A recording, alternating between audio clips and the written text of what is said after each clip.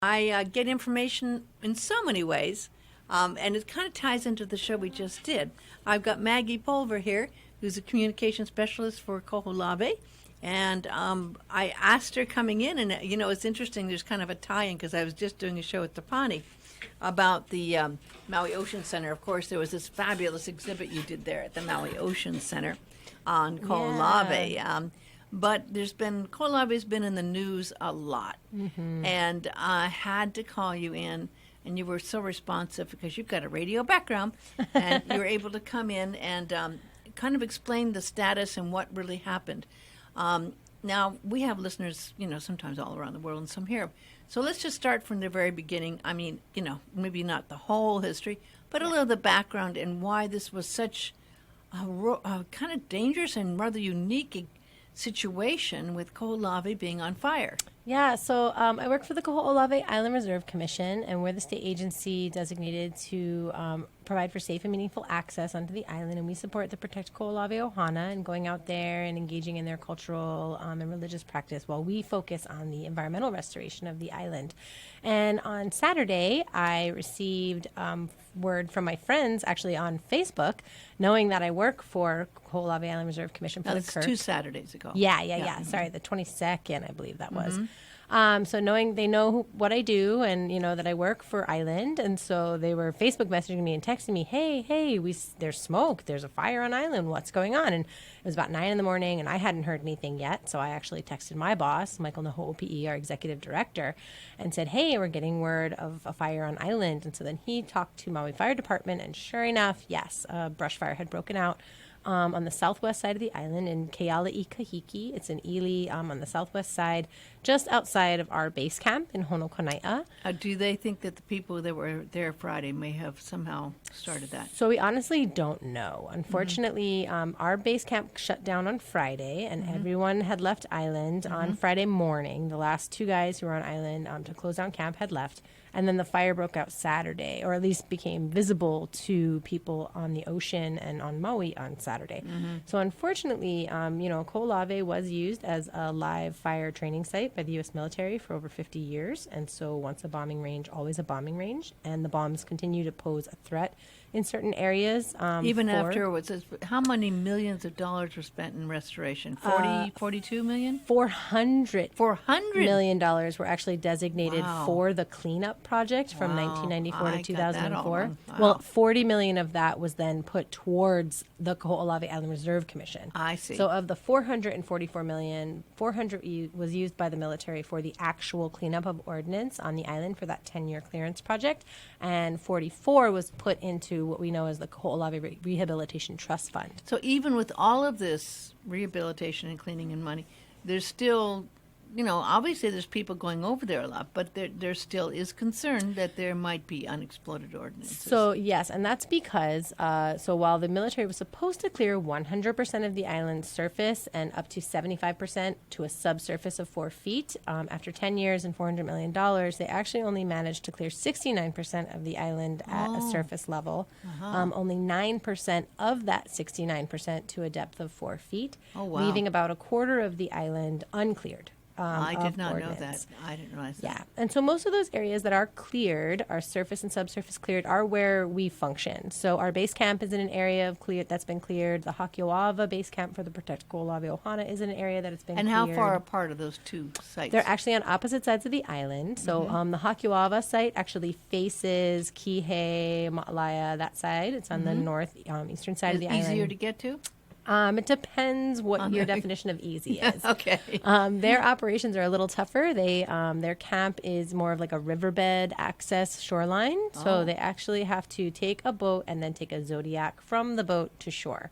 And then still have to jump in and swim because it's not truly safe for the Zodi to come all the way into the shallower water all the time. Oh, I didn't know. That's not easy. Yeah, exactly. No. So our trip is farther. We have to go through the channel and then around island, so it takes a little longer. But our vessel, Ohua, is actually a shore landing vessel. Easier.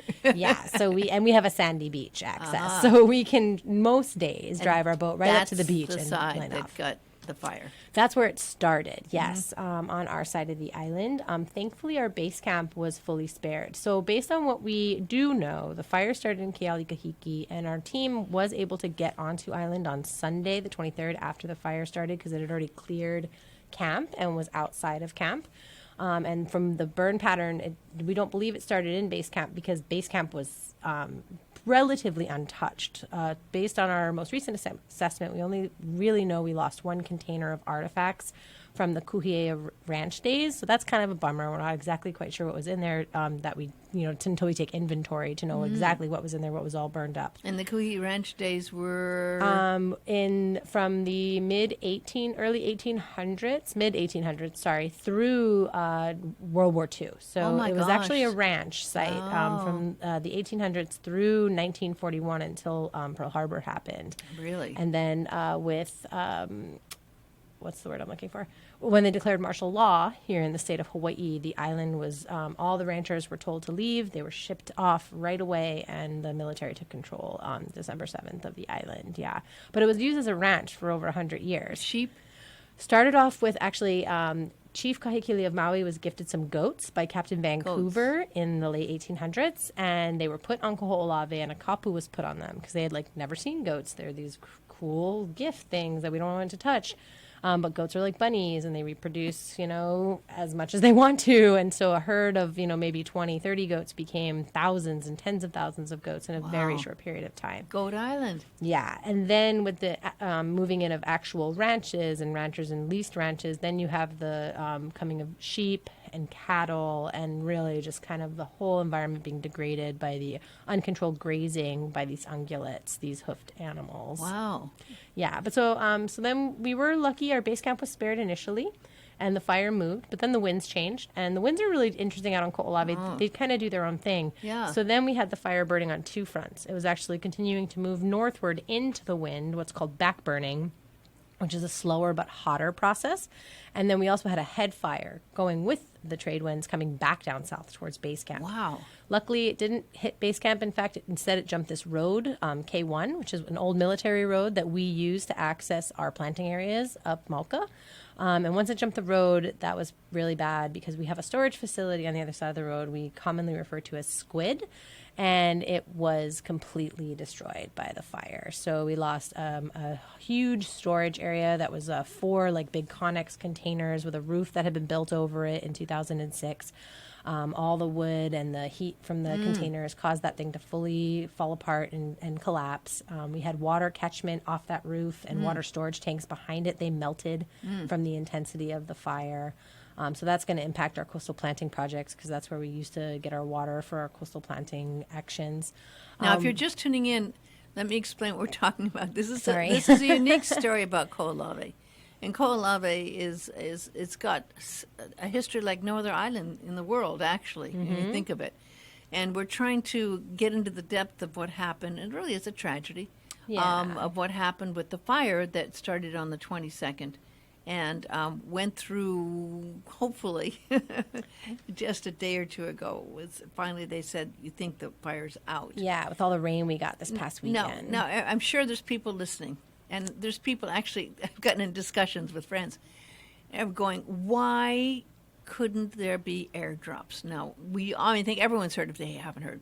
The reason they couldn't send the fire department over there is because there's unexploded ordinances. Yep. In other words, you could have a fire department on the ground fighting a fire, and a bomb could go off. Yeah, literally in these specific areas that were uncleared at any time.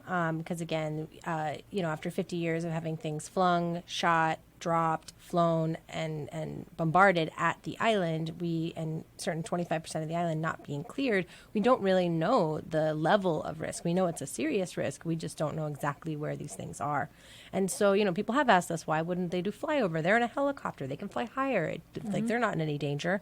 The reality being they could be. If a bomb does explode, the shrapnel alone could be thrown and flown into the air high enough to interfere with the helicopter and or just hit somebody.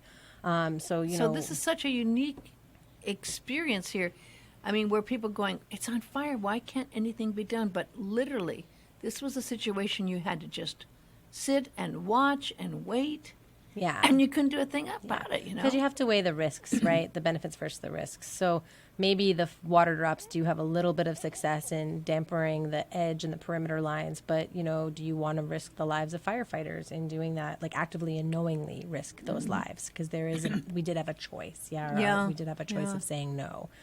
And you did have a choice of saying no to what? The fire drops, you know, like we could have pushed the envelope and really maybe said, oh, it's fine or it's safe. But our boss, you know, erring on the edge of safety, said, no, we're not going to ask for water drops because we know that these areas, and specifically where the fire is burning, are uncleared. And they do pose a significant risk for ordnance. Well, the other part that I'd like to discuss a little bit is the fact you talked about, which is really important, that you've been doing work planting. I mean, going back to the history again, there were at one point trees, lots of trees. Mm-hmm. And in fact, some people believe the weather patterns were different.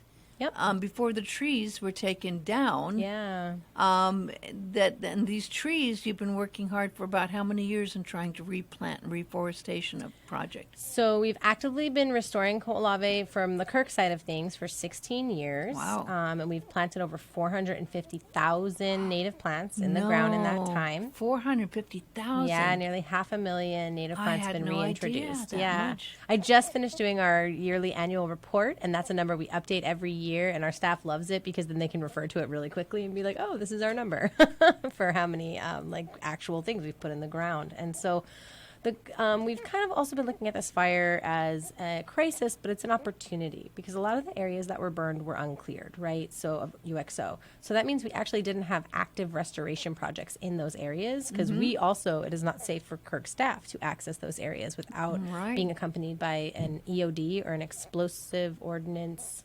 Oh. I forget what the D stands for. But it's basically an I would say ordnance dog, guy. but I know it's not. It's an ordnance guy who knows what he's looking for and has to escort us in these areas if we choose to go into them. And so a lot of these areas that burned up on the North Coast were in uncleared areas. So it was mostly invasive grasses, Kaho'olawe, things that we have not planted and actually put in the ground. Most of our planting areas were actually spared because they're up Mauka in the hard pan areas. And so the hard pan is basically... What's a hard pan? It's basically barren rock. So in areas where all of the topsoil has eroded right down to what's called the hard pan. And it's kind of this just rocky surface it's basically, you know, you can't dig, there's no dirt, it's, very, very dry. And so most plants don't survive there, even invasive ones. Really? Because they can't permeate, their roots can't permeate the rock. And so we were very lucky. Our restoration manager, Paul Higashino, is very creative, and he's come up with ways to plant 40,000 plants without digging a single hole. Really? Up in the Mauka What kind of planting plants areas. do you put in there that can survive? So historically, Kaho'olawe was a dryland forest. So we tend to go with natives that exist in the dryland forest ecosystem. So things like a'ali'i, kavelu grass, wili wili, aveo veo. What else have we put? They have like a list of like 40 different plants that we pull from. But then the techniques are how they get it done. So without digging a hole, you have to imagine, well, how do we create like planter boxes or little planter pukas where they can kind of have a place to start.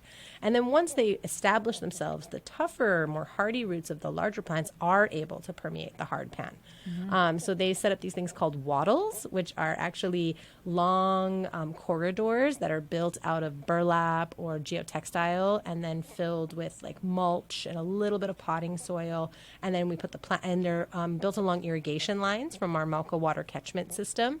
So then that way the plants kind of have a chance at getting started. So your catchment system has like a drip system that goes to some of these? Yeah, it actually has a really extensive network of drip irrigation line run by a solar PV pump.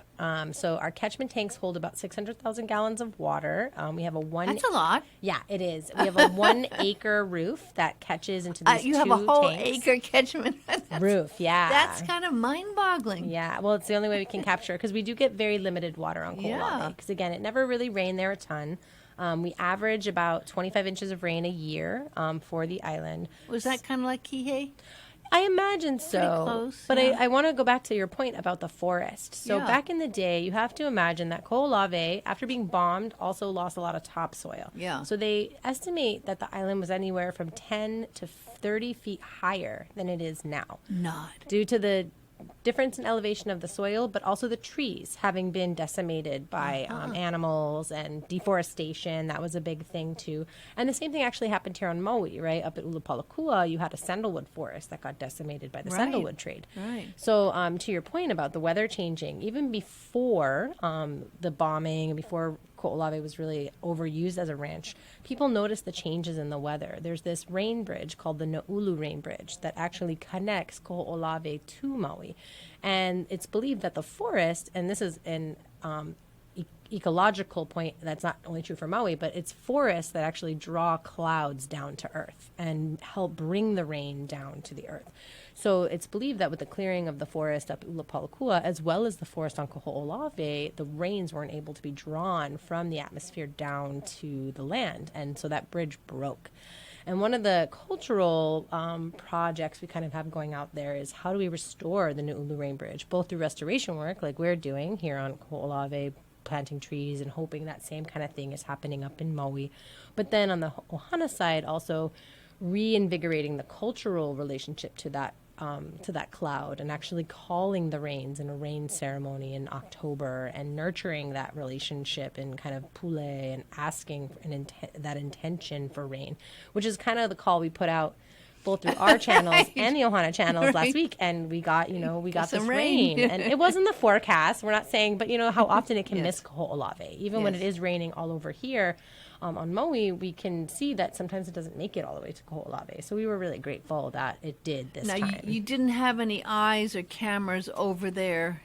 Not on the fire on island, but Maui Fire Department was doing flyovers, border perimeter flyovers every day, documenting for us, documenting the fire line. Yeah, so that's where we were getting most of our updates, was from Air One doing a flyover, again, perimeter flyovers at a safe distance to make sure that they could give us information and video, but not necessarily put themselves in harm's way.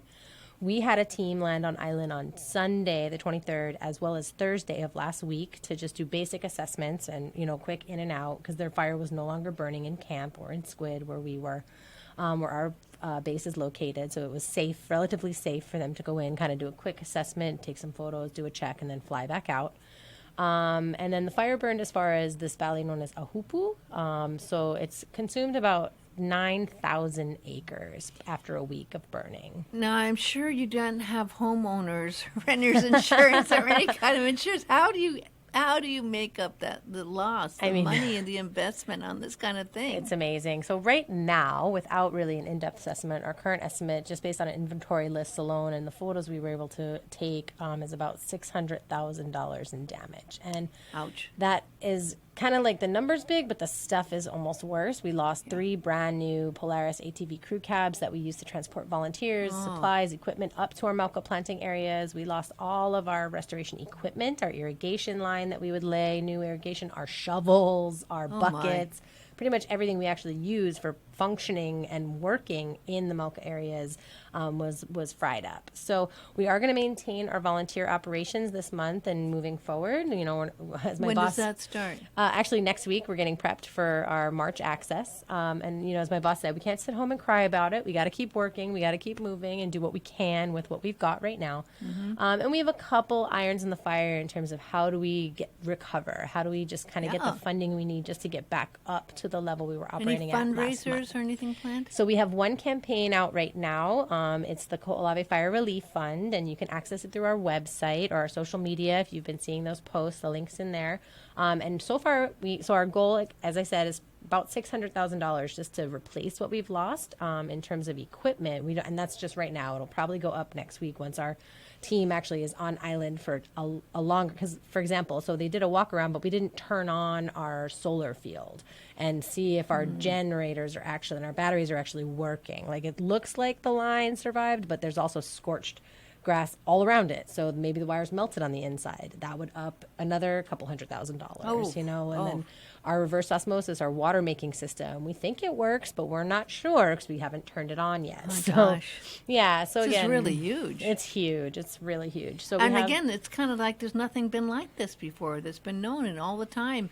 And it's amazing when you think of this. This is a very unique situation, and years and years and years and years of planning and work. It is, and I'm glad your boss has a positive attitude. Let's just go on from here. But definitely fundraisers and money and and help would be useful. And this isn't like a typical fundraiser. When there's a fire in a city where there's homes and people have lost their homes, you have a whole different feeling, and then you can't throw a fire like Australia, a concert like Australia had, because it's a different situation. Yeah, and we're very grateful. We actually, from our Kaho'olawe community, those that are on our mailing list, those that are in the know and kind of keep up to date on what's the regular happenings on island, we've already raised over $4,000 in less than a week towards the fire relief fund. So that's amazing, and I need to mahalo all of our donors and our members and our supporters who have contributed to that. And hopefully that number will just continue to grow. We also are hoping to seek some emergency funding from the legislature. So our bills that are actually that were put in before this fire for additional funding have gotten a lot of support this year and are really moving well through the hearing. So we're hoping that the governor will be, kind of have some understanding in our situation and maybe be able to allocate some emergency funding to just, again, help us get back to kind of square one where we need to be and having safe and because if it was meaningful on access. an island that was habitated, you'd have the emergency management and you'd have funding coming. And this is a situation where it doesn't fall into that category so much, right? Yeah. But it's certainly emergency, Yes, but yes. it's it doesn't fall into a particular category. It's so unique. It is. Let's remember to give people your different sites. First, let's give your website out. So our website is kaho'olawe.hawaii.gov. So KAHOOLAWE.hawaii.gov. Then we also we're on Facebook, Kirk Maui, and we're on Instagram, Kirk Maui, and Twitter. I have to admit, though, I'm not the best at the Twitter. I'm much better at the Facebook and the Instagram. You've got a very good Facebook site. Oh, thank you. Yeah, no, it's very good and it's very up to date. So you just to find it on Facebook, what do you do again? You can search Kaho'olawe Island Reserve Commission or Kirk Maui. Both of those will bring you to our Facebook Kirk site. Maui. Yeah. KIRC. Kaho'olawe Island Reserve Commission. Yeah. KIRC. Yes. In case you can't spell Kaho'olawe. Yeah. Some people have a hard time. It's true. Well, some people can't pronounce it either. I know. I hit And that one a lot. We have a couple minutes left before we're going to have Pam Toonpar from the Maui Chamber calling in pretty shortly. But I just, this is such a huge situation, and I'm so grateful you were able to keep people posted. So you have a force of about how many people on your team right now that are going to be getting back to work, and can they add to that, or how are you going to move forward, and how can people help on that? So our staff is 16 people, and That's we're all small. super small, and Yeah. we're all diligently working. But again, we also support the Protect Kaho'olawe Ohana, who has has an extensive force that's doing work on their side in Hakeoawa and doing their restoration work as well. And then we bring volunteers out on a monthly basis. Our waiting list is pretty long, which is it's a great problem to have, but you can sign up to be a volunteer. If you go to our website, there's a form where you can fill out for your group or as an individual your desire to come and volunteer and work on island. We also plan on having a couple of events here on Maui in the next few months. Good idea. And it's funny, these were already in progress and in planning before this, but now again we can sharpen our focus and have a different perspective of why we're having these events and why we're trying to raise funds and campaign for Kaho'olawe. You can also sign up for our emails that you've been getting through our website. You can subscribe. They're good emails that keep you very much posted on what's going on. Thank you. I appreciate that too. I've been trying to, there's a fine line between providing information and inundating people with too much information. So there was feedback I've gotten has been really good that people appreciate because it. there's a concern, and what it is, it's definitely just informational. And I always enjoy that you include at least one or two pictures and maps sometimes and things where people can actually learn from the emails. They're not spam. No, right. And I think that helps kind of establish, like you said, that deeper connection to what is happening, giving people real-time photos, real-time experience, real-time, information as to what's happening with boots on the ground. So hopefully we'll have another one coming up next week or in the next couple of days too, and then next week when we get out there with our team to kind of give a more realistic there's assessment. there's a lot of work to be done, and again, it's two prongs. It's not just you, but it's the other protection. I guess they couldn't do any of the work as well, Yeah, while one this they was actually going on? lost. So they're building an alaloa or a trail around the island for their ceremonies and part of their traditional practice purposes. And they did lose one of their camps in Ahupu that they had just built a few months ago because they just got to that valley. So they are also having their own fundraiser. You can check their website out, And that is a different one. .org. What is the name of that group? Protect Kaho'olawe Ohana. So they're actually the grassroots organization that started the fight for Kaho'olawe back in the 70s and brought it to the attention of the federal government through a lawsuit trying to sue for access rights and the ability to go to island to conduct I ceremony. remember when all that happened and they Yeah. started going over there the first time. It was a huge thing. Yeah. Huge thing, yeah. And so Yeah. thanks to their efforts is the only reason I have a job. So I'm super grateful for the work they do and their willingness to spearhead the effort and get the island given back to the state of Hawaii and to the Hawaiian people. This is, it's an ongoing process, and it's very unique to the state of Hawaii, and it's very unique, I think, in this situation to the world. Mm-hmm. I don't think there's ever been another place that I can think of that has an island that was part of the United States that was being bombed for so long, and then trying to be restored, and then in the process of that, then now having this situation.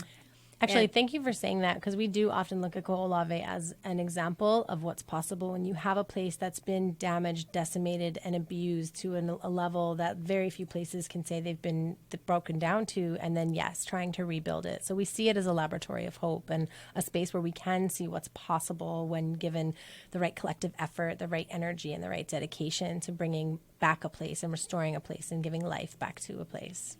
And that's really about protecting the Aina, which is such an important thing. Mm-hmm. Well, I've got Pam calling in. I want to thank you so much. Thank you, Sumi, for Maggie. having me on today. Have a great rest of your day.